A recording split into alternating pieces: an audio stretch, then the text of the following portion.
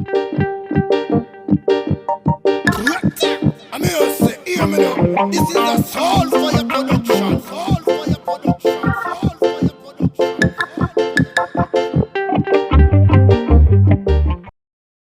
Yeah, there again. Greetings to the Holy Spirit and greetings to my subscribers and the first time viewers of this channel. Please, I'm asking you to subscribe, like and share it with your friend and click the notification bell so whenever I upload a video, you're notified. Welcome to another episode of Prisoner's Voice Jamaica. We are still on the topic correctional officer. As I mentioned in the last few videos that this topic is very broad. There's a lot to speak about when it comes to correctional officers. And there's a lot to speak about with many other topics. However, I have been getting calls and texts about the videos, my contents about correctional officers. Some of my friends who are correctional officers, one of them said, may I go hard on them. No, I'm not going hard on them. The point is, this book I have is a record of what I've seen and heard from correctional officers. So I keep records. I love to write. I have nothing else to do at the time, so I just write. That is what prison gives prisoners. Time. It gives us time to focus, to reflect. And at this moment, the inmates them use the opportunity and do. Reflect. Think. Okay? Reflect and ask yourself if you want to go back a road. But with the same thing we bring you back, we bring you there. Or you want to go out a road, a better person, a productive one, and a law-abiding citizen. Your choice. Alright? So that may I leave with you. So we reach the part that says the ugly sides of the correctional officer.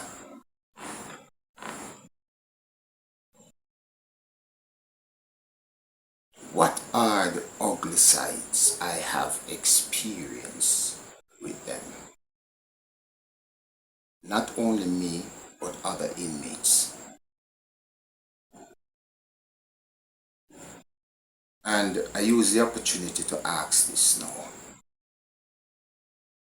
What was my biggest challenge while serving my sentence? Correctional officers. They were my biggest challenge. So, what are some of the challenges? Lies, sabotage, provocation, victimization, and intimidation.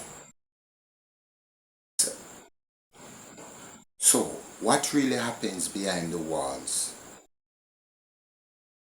by these correctional officers? The ugly side. This is one ugly side I look at. Strike. Go slow. Whenever them choose to strike, them start it on a Wednesday. No, on a Wednesday is food day, we call it food day, where our family brings food stuff first so we can have every Wednesday that took place. So then anytime them go up on strike, that's the day. Because them get our family to pressure the system by speaking out and say, look here man, we have a food, look how far we are come from, we are called TVJ, we are called CVM. So they use it as a strategical move. I see that as very ugly and nasty. The one little chance and the time we get to get the food. Look, when you choose to strike, we will not get it. That one ugly side me say. Second is the cargo, where cargo used to dump. No, cargo used to dump between the kitchen and a section. No, every inmate will have a cargo. Now a cargo is something with your number two where you poop, where you wrap up, and you go throw it between the kitchen and a section. Whenever the system going to clean up that, them do it on a Wednesday also. When we get we food from we loved one on a Wednesday. That was an ugly side of them for me. Very, very ugly. Third and not last, holding back letters. In the 1980s, inmates on death rows write letters and write it via the superintendent's office. Now, instead that letter go out to their attorney to get their case back in the court so that their lives can be saved. The correctional officer choose to take the letter and throw it in the break room. Now this was hurtful to the guys on death row. That was very, very ugly. They have the right to write a letter. And through the superintendent, which they did. Yet still, the letter was thrown in the break room to be dumped. So let us proceed. I want to introduce you to a case that took place in the prison that show a real ugly side of even the IS office. Yes, the IS office.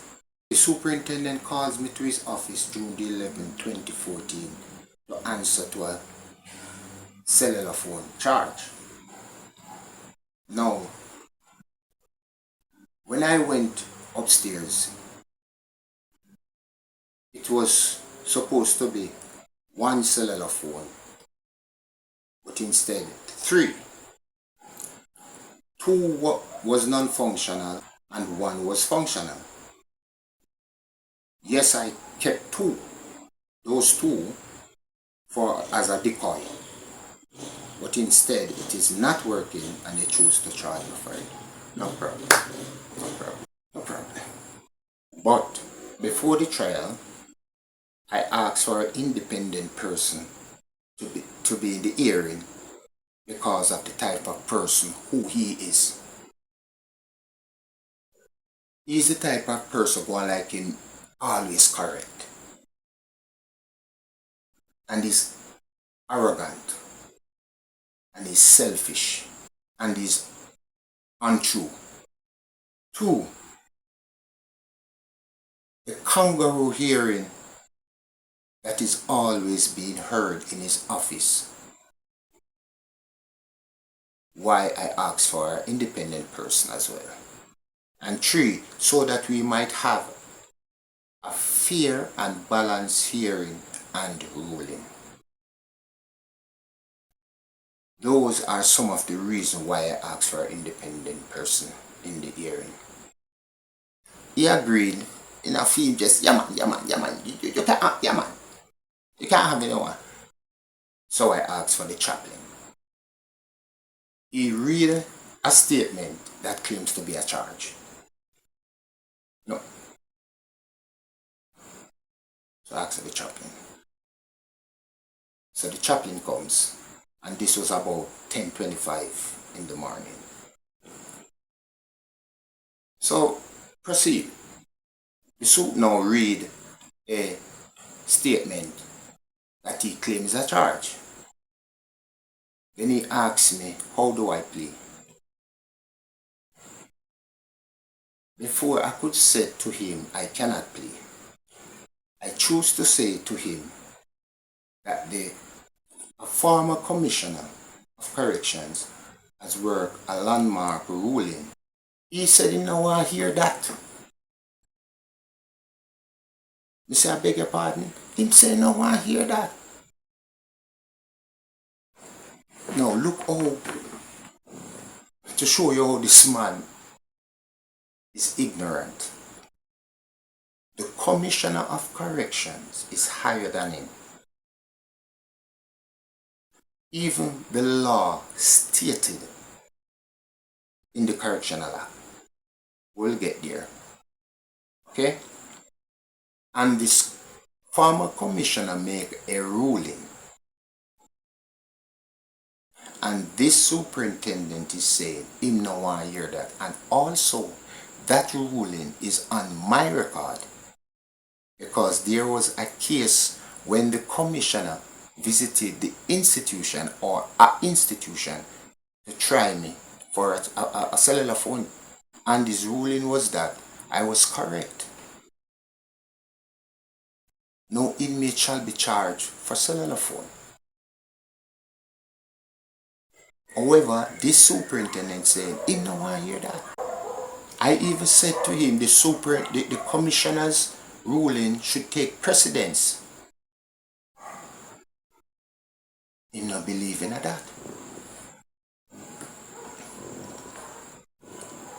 Well, I said to him, I can't answer that charge.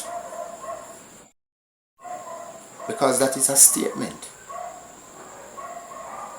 I am answerable to a charge. And this is what I know a charge should be like. Hensel Muir, you're being charged under the correctional law, section whatever, for whatever. How do you plead? I didn't hear that. I didn't hear what I was answerable to. Which section of the law I was answerable to. And I put that to him, and he's saying to me, Mr. Muir, this is not a court. This is not a court. Mr. Excuse me, if this is not a court, please allow me to go to my cell. Then I'm not here to answer anything. I believe your office is a tribunal court also. And you're saying that this is not a court. And you're a justice of the peace. But him don't want to hear that. Him started to defend the illegal practices about this is a charge and he go through law and he knew law and all sort of things where it don't make sense to me. So I make him aware of section 132 that the commissioner made his ruling under.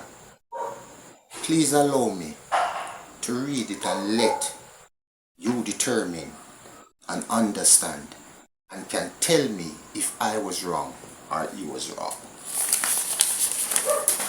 Section 132 of the Correctional Rules and Regulation Act. Any prohibited article found secreted on an inmate, except articles which are found on him upon his admission to another correctional center, shall be confiscated, meaning taken away, and save where such article is perishable, it shall be put in safekeeping and returned to him or her on him or her return. Now, why the commissioner made such a ruling that I was right that you can't be charged for cellular phone is when I ask him what phone is described as in the correctional act. He said prohibited article, and I refer him to that. So I asked him, does it say charge? No. Now I made this reference to the superintendent, and he said he's not going to look for that section. That is a very ugly side. This is a superintendent who is supposed to make ruling based upon laws and evidence. And I refer to him a section of the Correctional Rules and Regulation Act, and he's stating that he is not going to look at it. Instead, he called the deputy commissioner. But based on what I hear, I'm friend. But before he did call the commissioner, the chaplain took the act, asked for an act. When him say nah look for it. And the chaplain look it up and read it to him. And that was when he decided to call the deputy commissioner. When he called the deputy commissioner, based on his response, this is what I heard. He told the deputy commissioner that he has an inmate in front of him who is decided not to take a plea on a charge for cellular phone. And while he was there listening, he said, they said, try him same way. And then his response was, okay, I will. I will. No. Upon hearing that, me shocked. No, man, smile. Because when we say to him, or I should say, when we plan to say to him, me know him now go proceed for try me same way. I know. So I hung up the phone. So he said that the deputy commissioner said we must proceed. So I said to him, super, if you proceed without I taking a plea, I'm going to involve the Governor General and the public defender, stated what took place here, and you have decided to have a kangaroo court try me without I take a plea. And so this is not going to look good for you, because nowhere in law permits a justice of the peace to exercise such illegal action. And such action might strip you of that justice of the peace position. He looked at me and he said, Mr. Muir, we are going to have the trial. Do what you want to do. Do what you have to do. Me do what me have to do. I said, I will do it. And for the record, I have spoken, sir. And I'm going to write a letter to the Governor General through your office, according to the law. And I'm hoping that you send it off. Yes, man. Yes, man. Yes, man. But me I tell you the truth, he wouldn't. I decided to write the letter through his second in command. And the second in command shake me up. But me bong spot. We're going to talk about that. The following day, I was stripped from my job. I was relieved from my job. And that was illegal, wrong. Because he didn't try me as yet and find me guilty and then punish me according to law, which he would have the authority to take away my privilege, as my privilege was working with the dentist. So he took that away from me without a fair hearing. So they decided to pen a letter to the commissioner, and that letter caused me to be transferred. So look out for part 2 of the ugly side of correctional officer coming soon. Thank you very much for watching. God bless you. Peace. I'm out. I mean, say, hear me now. This is a soul